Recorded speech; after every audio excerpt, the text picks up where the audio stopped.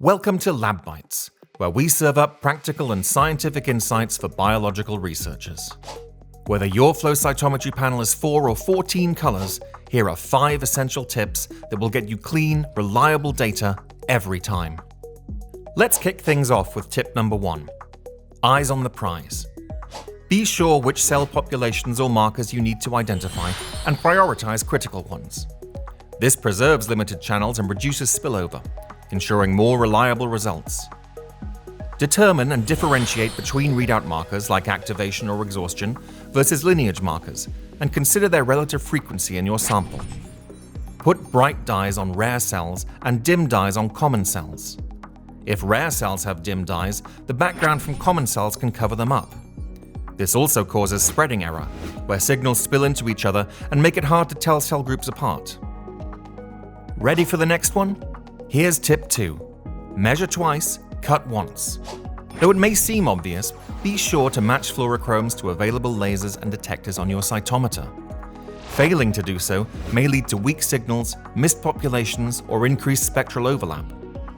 When panel size allows, try to minimize the use of tandem dyes, since they can be sensitive to fixation and permeabilization. Avoid spectral overlap by using fluorochromes with minimal emission spillover into each other's channels, and avoid choosing spectrally similar fluorochromes to co-expressed markers. You'll get clearer signals and fewer compensation headaches. Double win. Don't start anything before planning your gates. Pick markers for different lasers to spot double positives and avoid heavy compensation and spreading errors. Tip 3 coming your way. Lose the dead weight. Use dump or exclusion channels with the fluorochrome bright enough to clearly separate positive from negative cells. This lets you remove cells or populations by combining multiple antibodies sharing the same or similar fluorophores to group and exclude anything that is not of interest.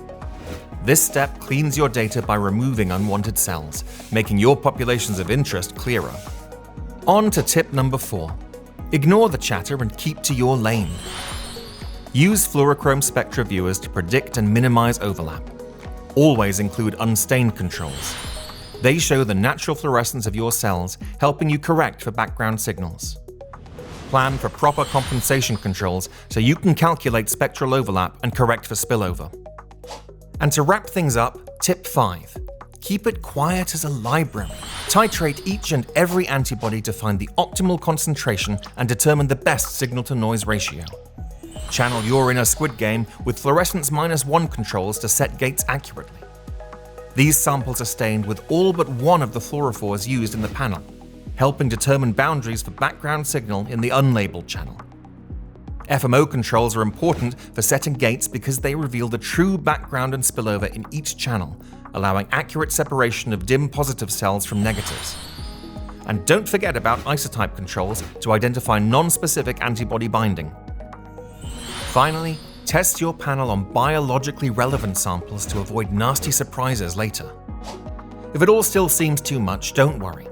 Our experts are ready to guide you every step of the way.